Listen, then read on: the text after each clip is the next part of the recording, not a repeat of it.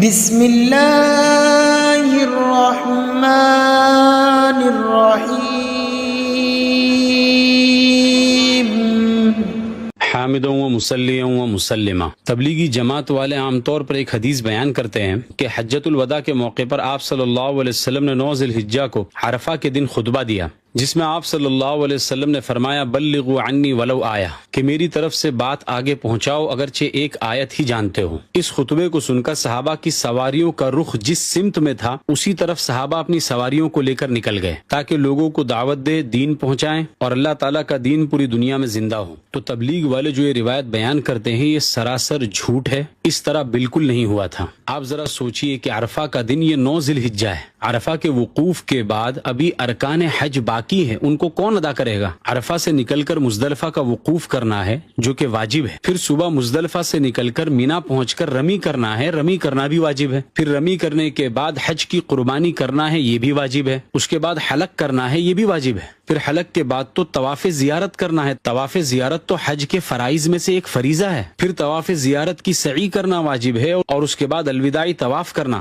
تو کیا سارے صحابہ عرفہ کے دن حج کا خطبہ سن کر حج کے سارے فرائض اور واجبات چھوڑ کر جس کی سواری کا رخ جہاں پر تھا وہیں پر چلے گئے؟ یہ بہت بڑی نادانی ہے، اور تعجب اس پر نہیں ہے کہ تبلیغی جماعت کے عوام اس طرح کی باتیں کرتی ہیں، بلکہ تبلیغ میں لگے ہوئے کچھ علماء بھی اس طرح کی باتیں اپنے بیانات میں کثرت سے کرتے رہتے ہیں۔ ایسے علماء مغلوب الحال ہو چکے ہیں اور ان کے اوپر مروجہ تبلیغی جماعت کا حال غالب آ چکا ہے۔ یاد رکھو کہ آپ صلی اللہ علیہ وسلم کا نام لے کر جھوٹی بات بیان کرنا یہ گناہ کبیرہ ہے جو بغیر توبہ کے معاف نہیں ہوگا۔ امام محمد بن اسماعیل بخاری جن کی وفات 256 ہجری میں ہوئی ہے، انہوں نے اپنی صحیح میں حضرت مغیرہ بن شعبہ رضی اللہ عنہ کے حوالے سے ایک روایت نقل کی ہے۔ وہ فرماتے ہیں کہ آپ صلی اللہ علیہ وسلم نے فرمایا جس نے میرا نام لے کر عمدن جھوٹ بولا وہ اپنا ٹھکانہ جہنم میں بنا لے۔ اس لیے آپ صلی اللہ علیہ وسلم کا نام لے کر کوئی بھی حدیث جب آپ بیان کرے تو پہلے اس کی تحقیق کر لے کہ واقعی یہ حدیث ہے بھی یا نہیں۔ اب اسی سے متعلق ایک اور بات کی میں وضاحت کرتا چلوں کہ حال ہی میں مولانا الیاس گھمن صاحب کی ایک کلپ سوشل میڈیا پر گردش کر رہی ہے۔ انبیاء کے وارث علماء ہیں، نبیوں والا کام عالم کرتا ہے۔ اگر غیر عالم کہتا ہے میں نبیوں والا کام کرتا ہوں وہ جھوٹ بولتا ہے، وہ نبیوں والا کام نہیں کرتا، نبیوں والا کام کرنے کا تعاون کرتا ہے۔ نبیوں والا کام کون کرتا ہے؟ بولو، عالم۔ اور غیر عالم وہ نبی والا کام نہیں کرتا، وہ تعاون کرتا ہے۔ معاون بننا ہوتا ہے تو آپ ہمارے معاون بنو، سر پہ نہ چڑھو۔ دین کا کام عالم کی ذمہ ہے، وارث عالم ہے، باقی معاون ہے۔ معاون بن کے جیو تو ہمیں کوئی تکلیف نہیں ہے، ہمارے سر پہ چڑھو۔ ہم سر پہ چڑھانا ہمارے لیے بہت مشکل ہے، معاون رکھنے بہت آسان ہے۔ اس کلپ پر جاہل مرکب اور بدنام زمانہ یوسف واپی نے اعتراض کیا اور اکابرین پر لان تان کرنے کی اپنی عادت سے مجبور مولانا الیاس گھمن صاحب پر بھی الزامات لگائے اور اسی حدیث بلغوا عنی ولو آیہ کو پیش کیا۔ اور پھر اب حضرت ایسی دعوت و تبلیغ کی عداوت میں آئے ہیں تو اب کہہ رہے ہیں کہ دین کا کام صرف وارث انبیاء کر سکتے ہیں۔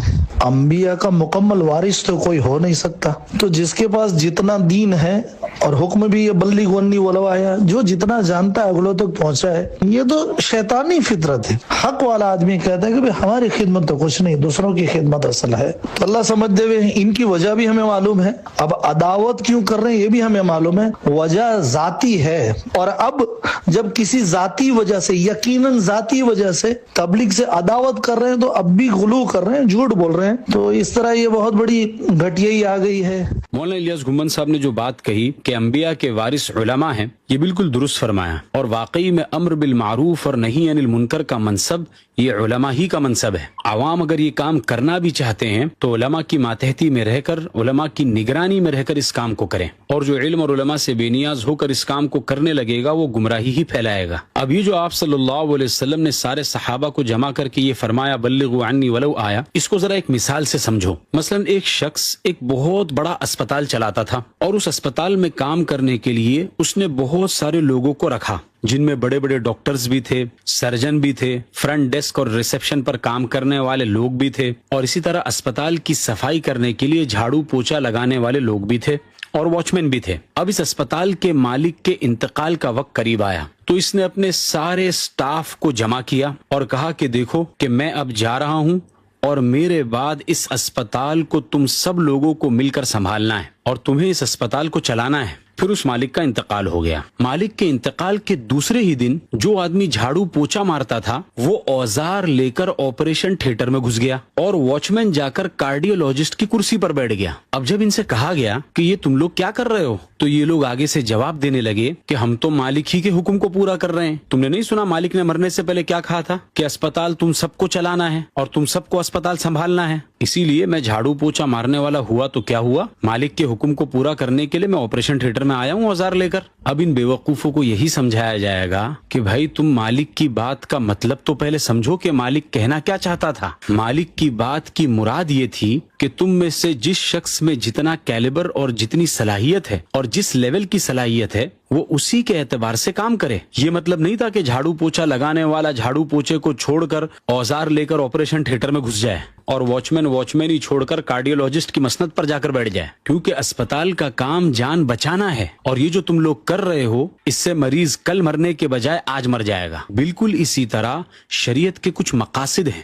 ان مقاصد شریعت میں سے ایک بنیادی مقصد حفظ دین ہے, لوگوں کے دین کی حفاظت کرنا. تو جب ہر تبلیغی جماعت کا ساتھی اپنے آپ کو غزالی اور رازی سمجھ کر ممبر رسول پر بیٹھ کر شریعت کے اسرار و رموز کھولنے کی کوشش کرے گا اور فاسد اجتہادات کرنے لگے گا تو وہ خود کی تو آخرت برباد کرے گا ہی, ساتھ میں دوسروں کو بھی لے ڈوبے گا. اس لیے ہم عوام سے یہ کہتے ہیں کہ آپ کو تبلیغ کرنا ہے اب کریں, شوق سے کریں, لیکن علماء کی نگرانی میں علماء کی ماتحتی میں رہ کر موٹے موٹے احکامات کی تبلیغ کریں کہ سچ بولو, جھوٹ سے بچو, زنا اور غیبت سے بچو, نماز کی پابندی کرو, حج کرو, زکوٰۃ ادا کرو. اس طرح کے موٹے موٹے احکامات کے اوپر لوگوں کو ابھاریں اور جو موٹے موٹے گناہ ہیں ان سے لوگوں کو روکیں. لیکن ہو کیا رہا ہے کہ تبلیغی جماعت والے اپنے ناقص علم کو لے کر ممبروں پر واعظ کی صورت میں بیان کرنے کے لیے بیٹھ جاتے ہیں. کوئی آدھا گھنٹہ بیان کر رہا ہے, کوئی 1 گھنٹہ بیان کر رہا ہے. تو اب ناقص علم کی وجہ سے اور دین کی صحیح سمجھ نہ ہونے کی وجہ سے یہ لوگ جو پیش کر رہے ہیں یہ دین محمدی نہیں ہے, بلکہ عوام کے سامنے دین کا ایک نیا ہی تصور پیش کر رہے ہیں, جس کی وجہ سے لوگ مزید گمراہی کی طرف جا رہے ہیں. مثلا اس تبلیغی عالم کے فاسد اجتہادات کو سنیے. ایک دن بھی اگر تم نہیں جائے تو زندگی خطرے میں پڑ جائے گی. حضرت ابو ہریرہ مفتی اعظم ہے, وہاں کے سارے مفتیوں کے صدر ہے. 10 مفتی تھے مدینہ منورہ میں. حضرت ابو ہریرہ یہ سارے مفتیوں کے صدر تھے. کہا ابو ہریرہ اگر ایک مرتبہ بھی تقاضے پہ نہیں گئے تو زندگی خطرے میں پڑ جائے گی, ایمان کے لالے نکل جائے گا. دوستو بزرگوں, آج ہم نے ایمان محنت کو نہیں سمجھا, جس کی وجہ سے ہر آدمی اپنے اپنے شعبے میں کہہ رہا ہے کہ میں بھی دین کا کام کروں. ابھی وہاں علماء میں بات کر رہے تھے مولانا صاحب, تو ایک آدمی نے یہ کھڑے کے کہا, مفتی نے, کوئی مفتی تھے مدرسے, کہا ہم مدرسے میں پڑھاتے تو ہم بھی دین کا کام کرتے. کہا کس نے بولا تم کو دین کا, بغیر اجرت کے پڑھاتے آپ؟ تو کہا نہیں. کہا جو چیز اجرت لی جاتی ہے اس کو دین بولتے ہیں. کہا وہ تمہارا کام کر رہے تم, لیکن دین الگ شعبہ ہے, 1 سال تم کو بھی لگانا پڑے گا. کہا بہت بعض لوگ مدرسے میں پڑھانے کو بھی دین سمجھ رہے, یہ بھی بڑا دھوکہ ہے. وہ اپنی ضرورت کے لیے پڑھا رہے, بھائی اپنی ضرورت پوری ہو رہی نا, بچوں کی ضرورتیں ہے, پگار ہے. جو حضور پاک علیہ السلام کے طریقے تعلیم اور طریقے تربیت کو ہدایت کر کے نہیں سمجھتا, نعوذ باللہ ثم نعوذ باللہ, وہ حضور پاک علیہ السلام کو ناقص العقل سمجھتا ہے, وہ حضور پاک علیہ السلام کو اسوہ اپنے لیے سبب نجات نہیں سمجھتا, وہ ایک نیا طریقہ کر دینا چاہتا ہے. آپ علیہ السلام کے مدرسے کے طلباء کی تعلیم تربیت میں جو طریقہ آپ نے اختیار فرمایا تھا, صبح قیامت تک ہر مدرسے کے طلباء کی تعلیم تربیت کا وہی طریقہ چلے گا, چاہے دنیا جتنی ترقی کر جائے. ان میں رہنے کی نئی جگہ مسجد تھی, حالات زمانہ نے ان کو مسجد سے نکال دیا, وہاں یہ اثر اللہ کا محفوظ ہے, کسی کو اشکال ہوتا رہے, حالات نے مسجد سے ان لوگوں کو نکالا ہے, اور نئی جگہ مسجد تھی, اور آپ نے اپنے مدرسے کا نظام مسجد سے قائم فرما کر طلباء کو اپنی مسجد میں جوڑ کر ان کی ایک ایک عمل پر پوری نگاہ ڈال کر اپنے ساتھ جوڑ کر مقامی اعمال میں چلایا تھا, اور اپنے ساتھ جوڑ کر نمبر عروج پر اٹھایا تھا. آپ کے مدرسے کے 100% طلباء مقامی اعمال میں آپ کے ساتھ شریک تھے. ایک عمل ایسا ثابت نہیں کر سکتے کہ سب حضور کر رہے ہوں, سب کے طلباء نہ کر رہے ہیں, اور ایک نفر آپ ثابت نہیں کر سکتے حضور پاک علیہ السلام نے نفر کیا ہو اور سب کے طلباء نفر سے پیچھے رہ گئے ہوں تعلیم کی وجہ سے, کوئی ثابت نہیں کر سکتا. اب یہ شخص عالم ہے, ان کا نام مفتی فرقان ہے, عثمان آباد والے ہیں. اس لیے ہم یہ کہتے ہیں کہ جس عالم کے اوپر مروجہ تبلیغی جماعت کا حال غالب آ چکا ہے اور وہ مغلوب الحال ہو چکا ہے, اس عالم سے مسائل بھی مت پوچھو, کیونکہ وہ مغلوب الحال ہو چکا ہے، اس کا علم ضائع ہو گیا ہے، نہ اصول حدیث کا پتہ، نہ اصول فقہ کا پتہ، نہ عقائد کی پہچان اور نہ دلائل کی تمیز۔ ایک ایک گھنٹے کے بیان میں جو بھی زبان پر آ رہا ہے اس کو بیان کیے چلے جا رہے ہیں، اور ان کے مجمع میں جو سامعین ہیں وہ بھی علماء ہیں، وہ بھی خلاف شرع باتوں کو سنتے چلے جا رہے ہیں۔ یہی وہ ناقص العلم اور ناقص الفہم علماء ہے جو امت کا بیڑا غرق کر رہے ہیں۔ ایسے علماء سے ہرگز دھوکے میں نہ آئے، یہ سب بیک بینچرز ہیں۔ پھر بلغوا عنی ولو آیا کے تعلق سے ایک اور نقطہ سمجھے۔ اس حدیث میں آپ صلی اللہ علیہ وسلم نے یہ نہیں فرمایا بلغو کہ بس تبلیغ کرتے رہو، بلکہ اس میں ایک قید لگائی، بلغوا عنی، یعنی آپ صلی اللہ علیہ وسلم سے جو دین ہمیں ملا ہے قرآن اور حدیث کی روشنی میں، اس کی تبلیغ کرنا ہے۔ یہ نہیں کہ جو منہ میں آیا وہ کہتے چلے جا رہے ہیں۔ بہت سے لوگ حدیث بیان کرنے سے پہلے یہ بھی کہتے ہیں کہ حدیث پاک کا مفہوم ہے، اور مفہوم حدیث کو چھوڑ کر سب کچھ بیان کر دیتے ہیں، یہ بھی جائز نہیں ہے۔ اسی لیے حکیم الامت مجدد الملت حضرت مولانا اشرف علی تھانوی نور اللہ مرقدہ وبرد مضجعہ اپنی تفسیر بیان القرآن میں وَلْتَكُمْ مِنْكُمْ أُمَّةٌ يَدْعُونَ إِلَى الْخَيْرِ اس آیت کی تفسیر کرتے ہوئے لکھتے ہیں، علم کی شرط ہونے سے یہ بھی معلوم ہو گیا کہ آج کل جو اکثر جاہل یا کل جاہل واز کہتے پھرتے ہیں اور بے دھڑک روایات اور احکامات بلا تحقیق بیان کرتے رہتے ہیں، ایسے لوگ سخت گنہگار ہوتے ہیں، اور سننے والوں کو بھی ان لوگوں کا بیان اور واز سننا جائز نہیں ہے۔ اسی لیے مولانا الیاس گھمن صاحب نے جو بات کہی وہ بالکل درست تھی۔ امر بالمعروف اور نہی عن المنکر اصالتاً یہ علماء کا منصب ہے۔ عوام کو اگر یہ کام کرنا ہے تو تعاون کرے اور علماء کی ماتحتی اور نگرانی میں رہ کر کام کرے۔ ھذا وصلی اللہ علیہ وسلم۔ انبیاء کے وارث علماء ہیں، نبیوں والا کام عالم کرتا ہے۔ اگر غیر عالم کہتا ہے میں نبیوں والا کام کرتا ہوں، وہ جھوٹ بولتا ہے، وہ نبیوں والا کام نہیں کرتا، نبیوں والا کام کرنے کا تعاون کرتا ہے۔ نہیں سمجھے بات آپ نے؟ نبیوں والا کام کون کرتا ہے؟ بولو، عالم۔ اور غیر عالم وہ نبی والا کام نہیں کرتا، وہ تعاون کرتا ہے۔ معاون بننا ہوتا ہے تو آپ ہمارے معاون بنو، سر پہ نہ چڑھو۔ میں جو بات کہہ رہا ہوں آپ سمجھ رہے ہیں؟ اور بھائی میں آپ کو نہیں کہہ رہا، آپ سمجھ رہے ہیں؟ ہمارے سر پہ نہ چڑھو، ہمارے معاون بن کے کام کرو۔ یہ کام علماء نے کرنا ہے۔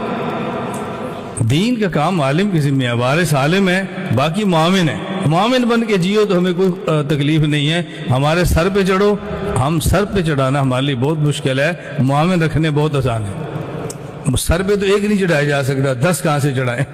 اور معاون تو 100 بھی رکھ لے تو کیا فرق پڑتا ہے؟